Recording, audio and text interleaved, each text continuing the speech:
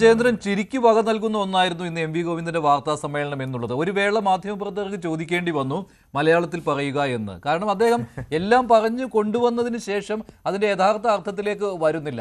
ശരിക്കും ഇത് ആത്മപരിശോധന തന്നെയാണോ? അങ്ങനെയാണെങ്കിൽ ഞങ്ങൾക്ക് തെറ്റുപറ്റി വീഴ്ച പറ്റിയത് തുറന്ന് സമ്മതിക്കണം.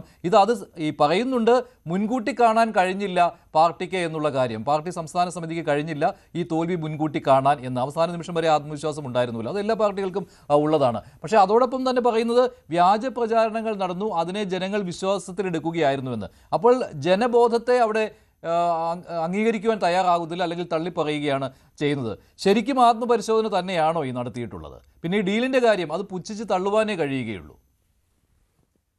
അതെ, താങ്കളുടെ ചോദ്യത്തിലേക്ക് വരുന്നതിന് മുൻപ് ഡോക്ടർ ജി.വി. ഹരി പറഞ്ഞ വിഷയവുമായി ബന്ധപ്പെട്ട് എനിക്കൊരു പ്രതികരണം ഉണ്ട് മഞ്ജുഷേ. അത് ഈ ഒന്നും രണ്ടും UPA സർക്കാരുകൾക്ക് ശേഷം 2014 കോൺഗ്രസ് പാർലമെന്റിലേക്ക് തോൽക്കുമ്പോൾ 2014 കിട്ടിയത് 44 സീറ്റാണ്. 2019 കിട്ടിയത് 52 സീറ്റാണ്. 2025 ആദ്യം ജയിച്ചപ്പോ 100 സീറ്റും പിന്നീട് 2 സീറ്റ് ബൈ ഇലക്ഷനിലൂടെ കിട്ടി. ഞാൻ ചോദിക്കട്ടെ പ്രിയപ്പെട്ട ഹരി, 2014 2019 2024 എന്താണ് നിങ്ങളുടെ തോൽവിയുടെ കാരണം എന്ന് പഠിക്കാൻ നിങ്ങളുടെ നേതൃത്വം AICC എന്തെങ്കിലും ഒരു ചെറിയ പരിശ്രമം പോലും നടത്തിയിട്ടുണ്ടോ? അങ്ങനെ രീതി നിങ്ങൾക്കില്ല, പണ്ട് മുതലേ ഇല്ല, അത് ശരി തന്നെ.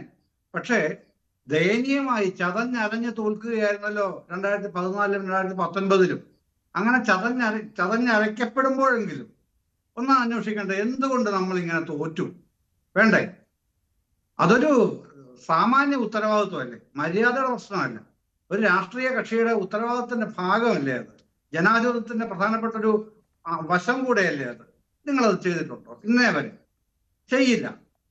ആ പാർട്ടിയാണ് ഈ ചെറിയ തോതിലാണെങ്കിൽ പോലും, പൂർണ്ണ തോതിലല്ല, അവരുടെ ഭാഗികമായിട്ടാണ്, പ്രാഥമികമായിട്ടാണ് ഇനി ഇത് താഴേക്ക് ചർച്ച ചെയ്യപ്പെട്ട് വീണ്ടും ഒന്നുകൂടെ തിരിച്ചു വരണം എന്ന് ഗോവിന്ദ മാഷ് തന്നെ വാർത്താ സമ്മേളനത്തിൽ പറയുന്നുണ്ട്. അത്രയെങ്കിലും നല്ലത് എന്നൊരു ആനുകൂല്യം കൊടുത്തുകൂടെ ഒരു രാഷ്ട്രീയ കക്ഷിക്ക്? അത്രയെങ്കിലും അത് തോൽവി ഉണ്ടായി എന്നും തോൽവിയുടെ ഉത്തരവാദിത്വത്തിൽ പാർട്ടിക്ക് ഗോവിന്ദ മാഷ് പറഞ്ഞ ഭാഷ തന്നെ ഉപയോഗിക്കുകയാണെന്നുണ്ടെങ്കിൽ ഏതെങ്കിലും ഒരു ഘടകമല്ല, ഏറ്റവും താഴെ തലം മുതൽ സംസ്ഥാന തലം വരെയുള്ള എല്ലാ ഘടകങ്ങളും അതിന് ഉത്തരവാദികളാണ് എന്ന് തന്നെയാണ് ആ മനുഷ്യൻ പറഞ്ഞത്. അപ്പോ CPM-ന്റെ ഈ ഇപ്പോഴത്തെ വലിയ ജനങ്ങൾ നൽകിയ വലിയ ശിക്ഷയ്ക്ക് നിദാനമായത് അവരുടെ തന്നെ കുഴപ്പങ്ങളാണ് എന്ന് സമ്മതിക്കാനെങ്കിലും പ്രാഥമികമായിട്ട് ആ നേതാവ് തയ്യാറായല്ലോ. അതൊരു ആ ഒരു ചെറിയൊരു ആനുകൂല്യം അതിനാണ് പോസിറ്റീവായിട്ടൊന്നും കാണണ്ട. പക്ഷെ തീർത്തും നെഗറ്റീവായിട്ട് തള്ളാതിരിക്കുക എന്നുള്ളത് ജനാധിപത്യത്തിന്റെ നിങ്ങൾ എപ്പോഴും പറയുന്ന സൗന്ദര്യമുണ്ടല്ലോ, ആ ജനാധിപത്യത്തിന്റെ സൗന്ദര്യത്തിന്റെയും കൂടെ ഒരു ഭാഗമാണത്. അങ്ങനെ ഇത്തരം ഈ ഉത്തരവാദിത്വങ്ങൾ, സ്വന്തം തോൽവിയെക്കുറിച്ച്, പതനത്തിനെ കുറിച്ച്, വീഴ്ചയെക്കുറിച്ച്, ജനങ്ങൾ നൽകിയ ശിക്ഷയെ പറ്റി ഒന്ന് തിരിഞ്ഞാലോചിക്കാൻ ഈ ഇഷ്ടപ്പെട്ടിട്ടാണെങ്കിൽ പോലും തയ്യാറാവുക എന്നുള്ളത് പ്രധാനപ്പെട്ടതാണ്. ഞാൻ മറുപടി പെട്ടെന്ന് ഹരി, അതിന് പ്രധാനപ്പെട്ട പോയിന്റാണ് അദ്ദേഹം പറഞ്ഞത്. ജയചന്ദ്രൻ സാറേ, 2014 2019 ഈ 2 തെരഞ്ഞെടുപ്പുകൾക്ക് ശേഷവും CWC കൂടുകയും ഇതുമായി ബന്ധപ്പെട്ടിട്ടുള്ള തോൽവിയുടെ പരാജയത്തിൻ്റെ കാരണങ്ങൾ അന്വേഷിക്കാനുള്ള ഒരു ഇന്റേണൽ കമ്മിറ്റിയെ വയ്ക്കുകയും ആ കമ്മിറ്റി അതിനനുസരിച്ചുള്ള റിപ്പോർട്ട് കൊടുക്കുകയും ചെയ്തതിൻ്റെ അടിസ്ഥാനത്തിലാണ് മാറ്റങ്ങൾ നമ്മൾ നിർദ്ദേശിച്ചിട്ടുള്ളത്. അതുകൊണ്ട് തന്നെയാണ് ആ മാറ്റങ്ങൾ പല സ്ഥലത്തും ഉണ്ടായിട്ടുള്ളത്. പലതരത്തിൽ നമുക്കറിയാവുന്ന പോലെ AICC-ൽ മാറ്റങ്ങൾ ഉണ്ടാക്കി, അതോടൊപ്പം തന്നെ DCC തലത്തിൽ, KPCC തലത്തിൽ, എല്ലായിടത്തും എല്ലാ PCC-കളിലും ചേഞ്ചസ് കൊണ്ടുവന്നിട്ടുണ്ട്. അപ്പോൾ അങ്ങ് പറഞ്ഞതുപോലെ അന്വേഷണ കമ്മീഷൻ അന്വേഷിച്ചിരുന്നു. CWC അത് വളരെ കൃത്യമായിട്ട് അന്വേഷിച്ചിട്ടുണ്ടായിരുന്നു. അതിൻ്റെ അടിസ്ഥാനത്തിൽ നമുക്കറിയാവുന്ന രാജസ്ഥാനിൽ കൂടിയിട്ടുള്ള യോഗങ്ങളിലൊക്കെ തന്നെ, അത്തരം ചർച്ചകളിലൊക്കെ തന്നെ വളരെ കൃത്യമായിട്ട് ആ കാര്യത്തെക്കുറിച്ച് അന്വേഷിച്ചിട്ടുണ്ട്. അതുകൊണ്ട് അത് തെറ്റായിട്ടുള്ള ഒരു കാര്യമാണ്. കേരളത്തിലെ തോൽവികളും അങ്ങനെ പഠിക്കാറുള്ളതാണല്ലോ, ഓരോ സംസ്ഥാനങ്ങളിലെ തോൽവിയും പഠിക്കാറുണ്ട്. അത് എല്ലാ രാഷ്ട്രീയ പാർട്ടികളും പഠിക്കാറുള്ളതാണല്ലോ. ശ്രീ ജയചന്ദ്രൻ, താങ്കൾ പെട്ടെന്ന് എങ്ങനെയാണ് ഇത് CPM മാത്രം ചെയ്യുന്ന എക്സസൈസ് ആണ് എന്ന് പറയുന്നത്? ഞാൻ പറയട്ടെ, ഒന്ന് കേൾക്കൂ. ഞാനിത് നിങ്ങളൊരു അന്വേഷണ കമ്മീഷൻ രൂപീകരിക്കുന്ന കാര്യമല്ല ഞാൻ പറയുന്നത്, അത് മഞ്ജുഷിനോടും കൂടെ ചേർത്താ പറയുന്നത്. ഞാനൊരു അന്വേഷണ കമ്മീഷന്റെ കാര്യം അല്ലെന്നേ പറയുന്നത്. ഇത് ഞാൻ പറഞ്ഞില്ല, ചതഞ്ഞറിഞ്ഞ് തോൽക്കുക എന്നുള്ള നിലയിലാണ് 2014 തോൽവി കോൺഗ്രസ് സംഭവിക്കുന്നത്. ആ തോൽവി എന്തുകൊണ്ടുണ്ടായി എന്ന് പരിശോധിക്കുന്ന CWC ആണ് വേണ്ടത്. അല്ല, ഞാൻ ചോദിക്കട്ടെ, ഒരു കാര്യം ജയചന്ദ്രൻ സാർ, ഈ ഞങ്ങൾ ഇപ്പൊ CPM-ന്റെ തോൽവി, ചതഞ്ഞറിഞ്ഞു പോയ തോൽവിയോ അല്ലെങ്കിൽ കോൺഗ്രസ് ചതഞ്ഞറിഞ്ഞ തോൽവിയോ, അതൊന്നും സ്വാഭാവികമായിട്ട് തെരഞ്ഞെടുപ്പുകളിൽ ജനാധിപത്യ പ്രക്രിയയുടെ ഭാഗമായി തോക്കുക ജയിക്കുകയോ ഒക്കെ സ്വാഭാവികമാണ്. പക്ഷേ എന്തുകൊണ്ട് തോറ്റു എന്നത് അംഗീകരിക്കാത്തതിനെ കുറിച്ചാണ് ഈ പറയുന്നത് ഞങ്ങൾ. അപ്പോൾ തോക്കുന്നത് വലിയൊരു പാതകമായിട്ടൊന്നും ഞങ്ങൾ ആരും പറയുന്നില്ല. തോക്കും, തെരഞ്ഞെടുപ്പുകളിൽ ഞങ്ങളും തോറ്റിട്ടുണ്ട്, CPM തോറ്റിട്ടുണ്ട്. ഞങ്ങൾ തോക്കുമ്പോൾ ഒരു പ്രത്യേകത എന്താണെന്ന് വെച്ച് കഴിഞ്ഞാൽ ആ തെരഞ്ഞെടുപ്പിലെ തോൽവി ഞങ്ങൾ സമ്മതിക്കും ആദ്യമേ തന്നെ.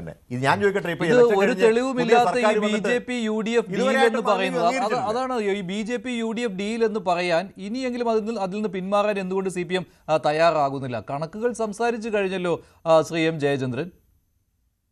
അല്ലാതെ നിങ്ങൾ എന്തിനാണ് മഞ്ജുഷ അങ്ങനെ വിഷമിക്കുന്നത്? നിങ്ങൾ അങ്ങനെ അതോർത്ത് വിഷമിക്കൊന്നും വേണ്ടെന്നേ.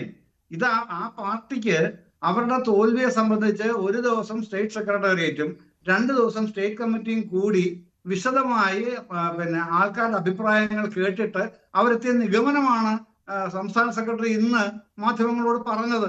ഇനി ആ നിഗമനങ്ങൾ കഴിഞ്ഞില്ല. ഇനിയും അത് ഇന്നത്തെ റിവ്യൂ റിപ്പോർട്ട് താഴേക്ക് അയക്കുകയാണ്.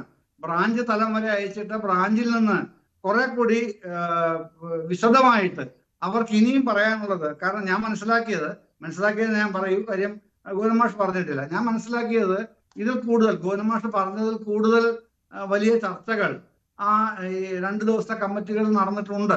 അത് മാത്രമല്ല, വലിയ വിമർശനങ്ങളും ഉണ്ടായിട്ടുണ്ട് താഴെത്തട്ടുകളിൽ, അല്ലെ? അത് ജില്ലാ തലത്തിലും ഇല്ലേ, താഴെത്തട്ടിലേക്കുമൊക്കെ വലിയ വിമർശനങ്ങൾ ഉണ്ടായിട്ടുണ്ട്. അപ്പോൾ ഗോവിന്ദൻ മാഷ് പറഞ്ഞതിന്റെ ഈ സാരാംശം എടുത്ത് നോക്കുകയാണെങ്കിൽ ഇപ്പോൾ വെള്ളാപ്പള്ളി വിഷയത്തിൽ, അയ്യപ്പ സംഗമത്തിൽ, ഇതിലൊക്കെ വീഴ്ചകൾ പറയുകയാണ്. യോഗി ആദിത്യനാഥിന്റെ സന്ദേശം അയ്യപ്പ സംഗമത്തിൽ വായിച്ചത്, ഇതൊക്കെ സംസ്ഥാന നേതാക്കൾക്ക് പറ്റിയ തെറ്റാണ്. അത് കീഴ്ഘടകങ്ങൾ പറഞ്ഞു കഴിഞ്ഞു. അത് ആ രീതിയിൽ സമ്മതിക്കുന്നുമില്ല. ഇതിപ്പോൾ അയ്യപ്പ സംഗമത്തിൽ യോഗി ആദിത്യനാഥിന്റെ സന്ദേശം വായിച്ചത് അന്ന് തന്നെ വിമർശനം ഉണ്ടായതാണ്. പക്ഷെ അന്ന് ഇത് വലിയ രീതിയിൽ ഇതെന്തോ വലിയ സംഭവമാണ് എന്ന രീതിയിൽ ആഘോഷിക്കുകയാണ് ഉണ്ടായത്. പക്ഷേ ഇപ്പോൾ തെറ്റേറ്റു പറയുകയാണ്. തെറ്റേറ്റു പറയുമ്പോഴും അവിടെ ആർക്കാണ് അതിൻ്റെ ഉത്തരവാദിത്തം എന്നുള്ള കാര്യം മിണ്ടുന്നുമില്ല കേട്ടോ ശ്രീ ജയചന്ദ്രൻ. അത് മാത്രമല്ല, അവസാനം എല്ലാ കാര്യങ്ങളും പറയുമ്പോൾ ഒടുവിൽ പറയുന്നു വ്യാജ പ്രചാരണങ്ങളായിരുന്നു എല്ലാം, അത് ജനങ്ങൾ വിശ്വസിച്ചു എന്ന്. അതെന്ത് വിലയിരുത്തലാണത്? അങ്ങനെയല്ല മഞ്ജുഷേ, അങ്ങനെയല്ല. അതായത് ഇപ്പൊ ഞാൻ പറഞ്ഞില്ല, അവിടെ ഇപ്പൊ ഗോവിന്ദൻ മാഷ് പുറത്ത് പറഞ്ഞതിനേക്കാളും കൂടുതൽ വളരെ സീരിയസ് ആയിട്ടുള്ള ഡിസ്കഷൻ നടന്നു ഞാൻ മനസ്സിലാക്കിയത്. ഒരു ഉദാഹരണം പറഞ്ഞാൽ, ഈ പാർട്ടി സെന്റർ അപ്പാടെ ഈ ജനങ്ങളുടെ പൾസ് വിലയിരുത്തുന്നതിൽ വേണ്ടത്ര എന്നല്ല, ഒട്ടും തന്നെ വിജയിച്ചില്ല. ഇതായിരുന്നു പ്രയോഗം, ഇതായിരുന്നു, വേണ്ടത്ര എന്നല്ല, ഒട്ടും തന്നെ വിജയിച്ചില്ല. പാർട്ടി സെന്റർ എന്ന ചർച്ചയിൽ വരുമ്പോൾ അവരുദ്ദേശിക്കുന്നത് പാർട്ടി സംസ്ഥാന സെക്രട്ടേറിയറ്റ് ആണ്. ആ ചർച്ചയുടെ ആ സ്വഭാവം അങ്ങനെയാണ് പോകുന്നത് CPM സംഘടനാപരമായി. അപ്പോൾ പാർട്ടി സെന്റർ എന്ന് പറയുമ്പോൾ ആ പാർട്ടി സെന്റർ ആകെ 17 പേരുള്ള പാർട്ടി സെന്റർ, പാർട്ടി സംസ്ഥാന സെക്രട്ടേറിയറ്റ് ഒന്നാകെ ജനങ്ങളുടെ പൾസ് മനസ്സിലാക്കുന്നതിൽ വിജയിച്ചില്ല എന്ന് തന്നെയാണ് ആ വിമർശനം വന്നത്. അവിടെ ആ വിമർശനവും അംഗീകരിക്കുകയാണ് ചെയ്തത് ഈ ദ്വിദിന സംസ്ഥാന സമിതി യോഗം. അത്രത്തോളം ജനാധിപത്യപരമായിട്ടാണ് അവർ അത് ഈ 2 ദിവസങ്ങളിൽ സ്റ്റേറ്റ് കമ്മിറ്റിയും അതിന് മുമ്പിലത്തെ ദിവസം സ്റ്റേറ്റ് സെക്രട്ടേറിയറ്റും കണ്ടക്ട് ചെയ്തത്. അത് നല്ലൊരു മാറ്റമാണ്. പക്ഷെ അതുകൊണ്ടായില്ല എന്ന പക്ഷക്കാരനാണ് ഞാൻ മഞ്ജുഷേ. എന്താണ് കാരണം? അതുകൊണ്ടായില്ല എന്ന് പറയാൻ ഈ പറയുന്നത് പോലൊന്നും അല്ല.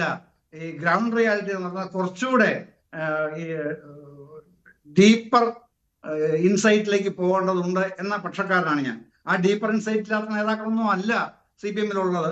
പക്ഷേ പറയാവുന്ന കാര്യങ്ങളിലേ പറയാൻ പറ്റൂ പലപ്പോഴും. അതുകൊണ്ട് ആ ഒരു തരത്തിലുള്ള ചർച്ചകൾ ഇനിയും ഉയർന്നു വരേണ്ടതുണ്ട്. ആ ചർച്ചകൾ താഴെ നിന്ന് വരും എന്ന് തന്നെയാണ്. കാരണം കൂടുതൽ വാർത്തകൾക്ക് News 18 Keralam YouTube channel subscribe ചെയ്യുക.